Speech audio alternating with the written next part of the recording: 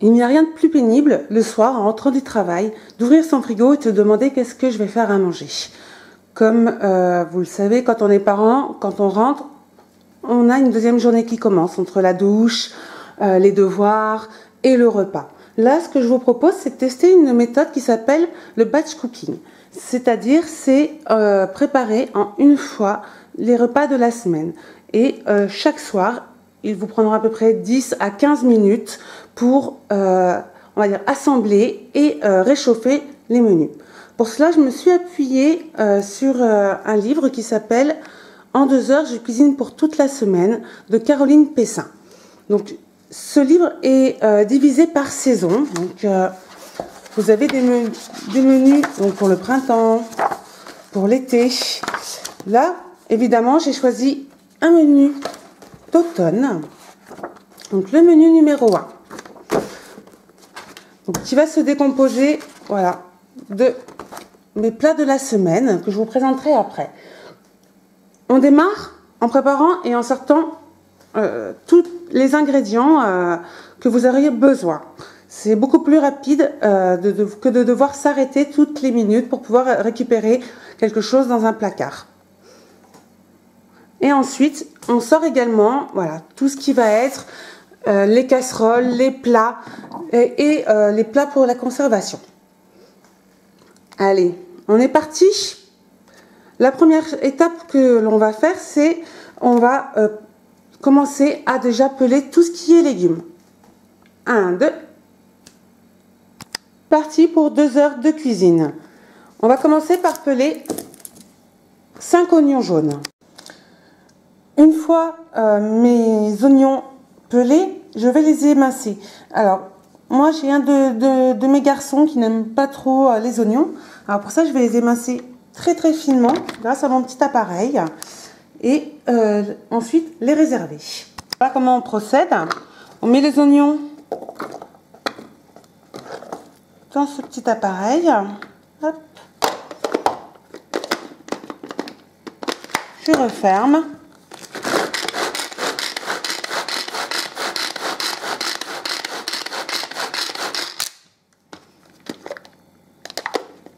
Hop, un petit peu.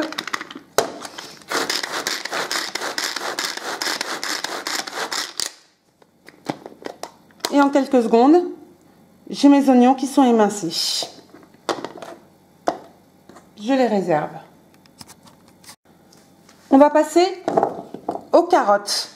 Donc, sur ces carottes, il y en a 3 que je vais réserver pour couper en petits bâtonnets et les autres que je vais utiliser pour mettre en petits dés.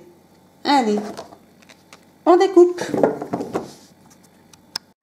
Une fois mes carottes déjà coupées, donc, je vais prendre ces bâtonnets que je vais couper, voilà, en bâtonnets plus fins. Donc, ce qu'il faut savoir dans cette méthode, c'est qu'il faut avoir, on va dire, pas mal de rangements, pas mal en fait de petits tupperwares ou plats où vous pouvez stocker.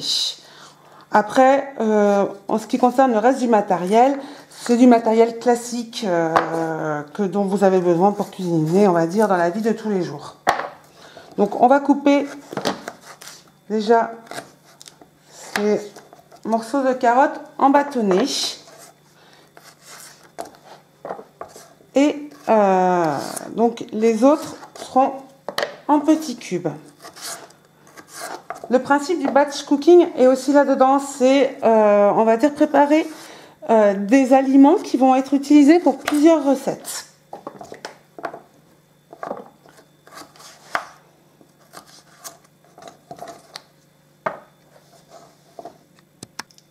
Les bâtonnets sont prêts. On s'occupe de la petite julienne de carottes. On va s'occuper de couper les carottes en petits dés. Donc moi, ce que je vous conseille, c'est voilà, de faire des petits tronçons qu'on coupe ensuite, hop, en petits dés. C'est assez rapide. Et ensuite, on va réserver, hop, dans un petit tupperware. Voilà, 2 heures plus tard, on a nos petits carrés. Non, je plaisante. Ça m'a pris quelques minutes. L'idéal aussi, quand on fait du batch cooking, c'est d'avoir un esclave, un conjoint, qui très sympathiquement va vous faire la planche. Parce qu'on sait très bien, pour ceux qui aiment cuisiner, que la cuisine c'est cool, mais faire la vaisselle et nettoyer, on va pas dire que c'est ce qu'il y a de plus fun. Nos carottes sont préparées et maintenant on va s'occuper de peler le concombre et de le couper également en bâtonnets. Donc je vous ai pas encore parlé du menu que j'ai choisi. Donc je prépare en fait pour cette semaine lundi des pâtes à la sauce joue de bœuf. Mardi, un houmous avec ces petits bâtonnets de légumes que je suis en train de préparer et une soupe. Alors, sur l'intitulé, c'était butternut, châtaigne et lardon. Donc, n'ayant pas de butternut, j'ai choisi une belle courge. Et à la maison, voilà, on n'est pas fan des châtaignes, donc ça sera une bonne soupe de courge au lardon. Les bâtonnets de concombre sont prêts. Ils vont rejoindre les bâtonnets de carottes dans un tupperware et ça part au frigo. Donc c'est vrai que si vous avez, on va dire, peu de bocal pour pouvoir mettre voilà, tous vos produits, je vous conseille d'aller faire un tour chez notre ami suédois qui en fait des très bien à des prix très abordables et également peut-être de privilégier les saladiers et autres contenants en verre qui vont vous permettre de congeler, de cuire directement, de mettre au micro-ondes. Voilà. Je trouve voilà, que c'est vraiment très pratique. Allez, hop, au frigo. On continue la découpe par le céleri, donc je vais les passer sous l'eau et ensuite couper en petits morceaux. Donc vous devez enlever voilà, tout ce qui va être ces filaments. Donc moi c'est vrai que j'ai un économe qui fonctionne très bien, mais vous pouvez aussi le faire en tirant les fils avec le couteau. Voilà, pour ceux qui n'ont pas d'économe, vous tirez et ça s'enlève normalement assez facilement. Hop. Et ensuite, une fois qu'on va avoir enlevé cette couche-là, on va hop, le couper en petits dés et ça va les rejoindre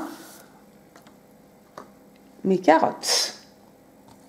Alors après avoir allumé votre four à 180 degrés, vous prenez voilà, une cocotte qui va également, si possible, voilà, sur votre feu. Et vous rajoutez un petit peu d'huile d'olive. Et on va faire dorer à peu près les 2/3 de nos petits oignons qu'on a mis à découper tout à l'heure.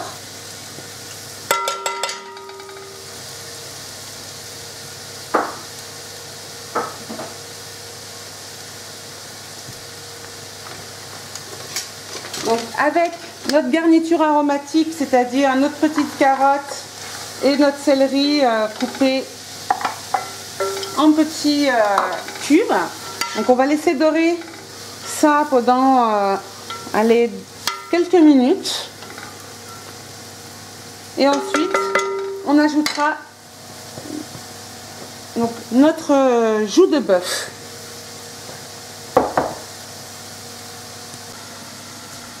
Après quelques minutes, donc je rajoute ma viande et je la fais bien dorer.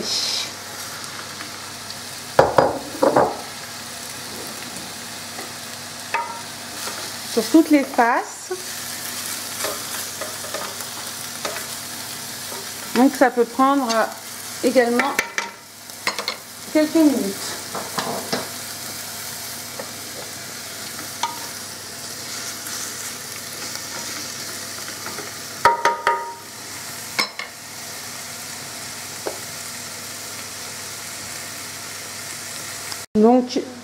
Donc pendant que ma viande dort, je vais commencer à préparer une purée de pommes de terre. Donc j'ai la chance en fait d'avoir un robot, on va dire, qui va m'aider à accélérer cette préparation.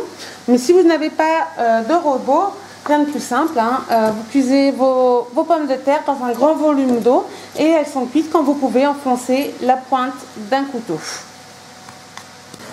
Donc une fois que ma viande est dorée, hop, je rajoute le vin. Je vais laisser évaporer un tout petit peu. Alors, dans la recette originale, on avait un peu de piment, j'en ai pas, donc je mets un tout petit peu de paprika doux.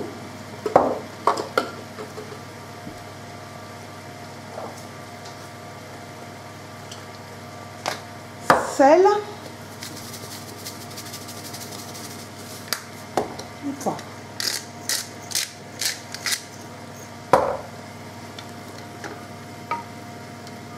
Une fois le vin un petit peu évaporé, je vais rajouter mes 2 boîtes de pulpe de tomate ou de concassé de tomate selon ce que vous avez trouvé.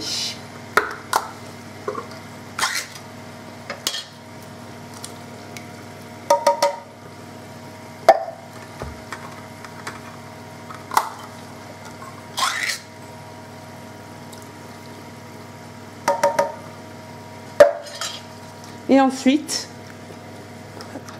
on va enfourner au four. Si votre cocotte ne va pas au four, vous pouvez également laisser mijoter sur le feu. Et on va laisser cuire le temps de finir la session de cuisine. On vérifie bien quand même que toute la viande soit bien recouverte par la sauce. Moi j'aime bien un petit peu rajouter un petit peu d'eau et on enfourne au four à 180 degrés. Alors pour la purée de pommes de terre, moi je vais utiliser mon Cook Expert, donc ça me permettra de gagner un petit peu de temps.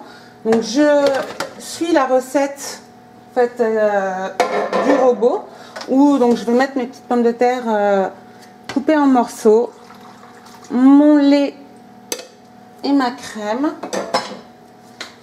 salée.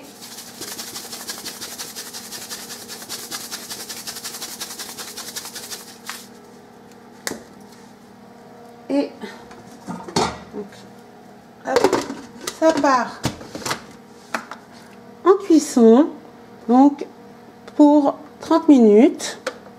Donc pour celles qui ont le Cook, ceux ou celles qui ont le Cook Expert, donc vitesse 1A, 100 degrés.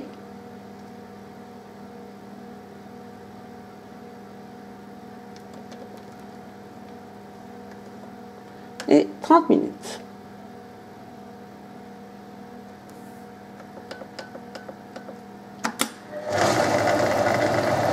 C'est parti. Donc pendant que ma purée cuit, là je vais faire chauffer donc de l'eau et pour faire cuire à peu près 250 g de riz taille que j'aurai rincé préalablement. Ce qu'on va faire également, c'est qu'on va torréfier les noix de cajou non salées. Donc on va mettre sur une petite plaque au four. Alors, quelques minutes, attention, ça peut aller très vite. Ma purée est en train de se préparer gentiment au Cook Expert. L'eau du riz de bouillir. Hop, je ne sais pas si on voit bien, mais dans mon four, il y a ma viande qui est en train de cuire à couvert. Et dans le deuxième four, on a les noix de cajou, donc en train de torréfier. Donc là, en attendant, maintenant, je vais prendre l'ail et le peler et le hacher finement. Ça fait 5 minutes. Hop, les noix de cajou, normalement, sont torréfiées. Hop. fais attention, c'est très chaud et je vais pouvoir mettre mon riz à cuire. On va le laisser légèrement dur, donc on va pas prendre tout le temps de cuisson normal. Allez, c'est parti.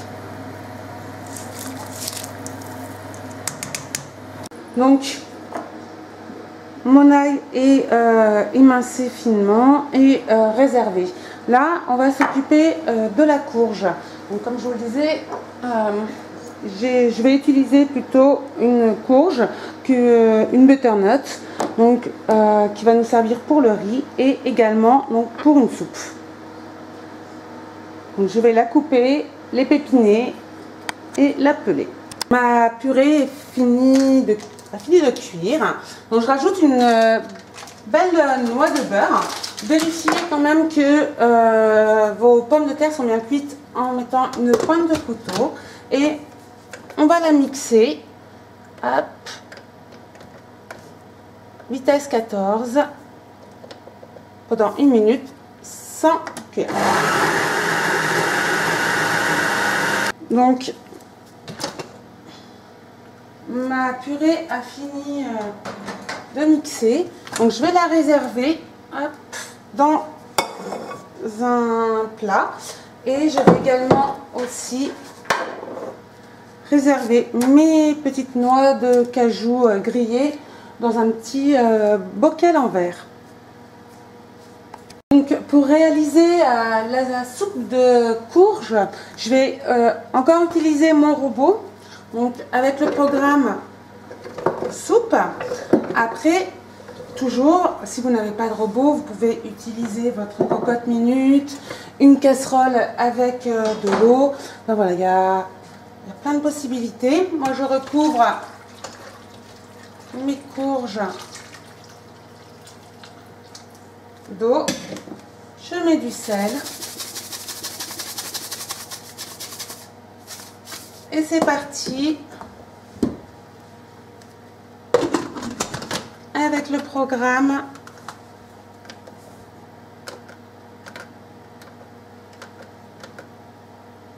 soupe veloutée.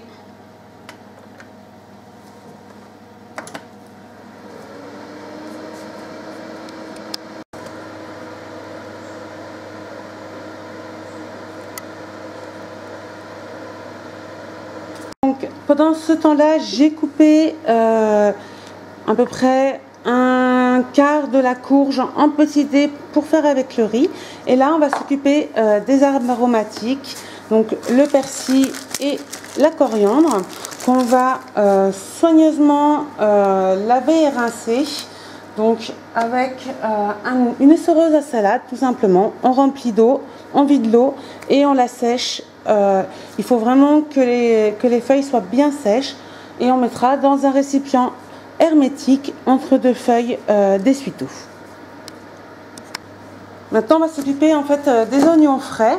Donc, on va les couper, couper les extrémités, enlever la première peau et les émincer finement et les réserver dans un petit bocal en verre. Donc j'ai encore une fois utilisé mon petit mixeur magique pour les oignons nouveaux. Hop. Et on les met de côté. Maintenant on va s'occuper de la purée. Donc voilà, la purée a été mixée donc par mon robot. Donc on va incorporer la moitié du parmesan et la moitié des morceaux d'ail. Et ensuite on réserve. Maintenant on va s'occuper de la soupe de courge. J'ai arrêté le cook expert avant la fin de la cuisson, donc, hop, pour pouvoir jeter une partie de l'autre cuisson et la remplacer par de la crème. J'ajoute de la crème liquide, sel et poivre.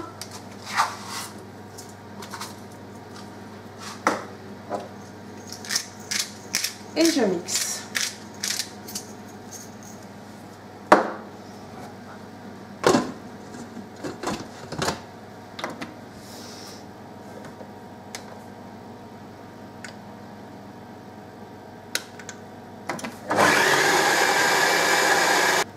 Donc, une fois mixé, j'obtiens une soupe d'une jolie couleur, donc que je vais réserver dans des petites bouteilles en verre de 1 litre.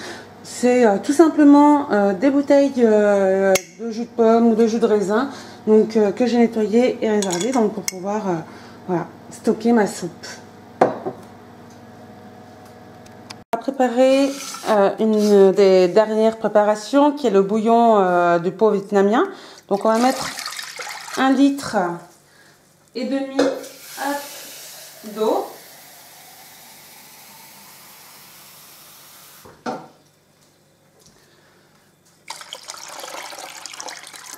Avec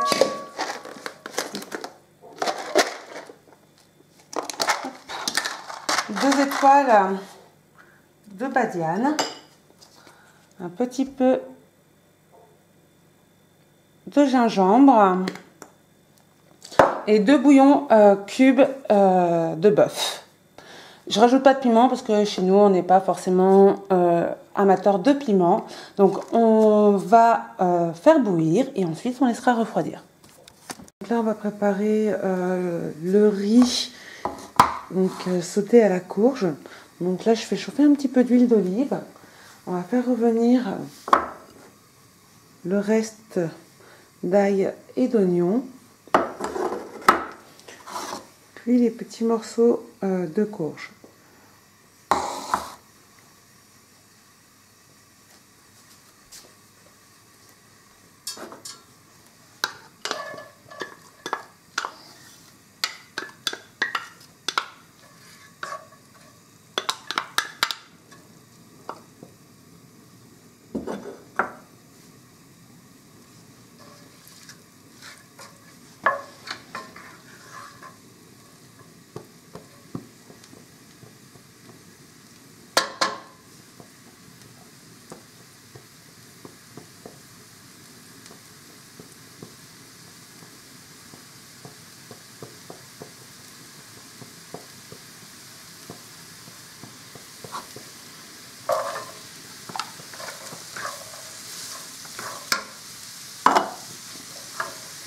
Une fois que les petits morceaux de courge vont être un peu colorés, je vais mettre une louche du bouillon et je vais laisser cuire à couvert pendant une dizaine de minutes. Donc, et pendant que ma courge est donc en train de cuire, je vais prélever la moitié de la viande donc, qui a confit pour la mixer et la mettre dans mon plat à gratin. Donc j'utilise à nouveau mon Cook Expert pour mixer la viande, pour me permettre de faire un hachis parmentier, donc avec ma joue de bœuf et la purée qu'on a préparée tout à l'heure. Donc voilà, ma viande est mixée. Donc,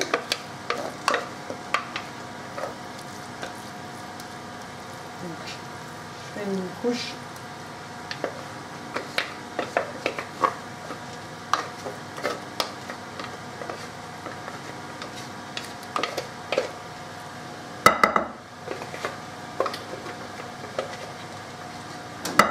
Que je vais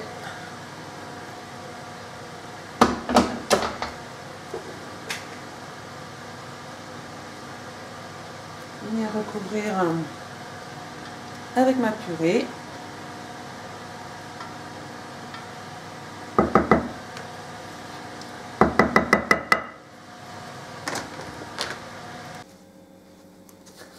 On recouvre de chapelure.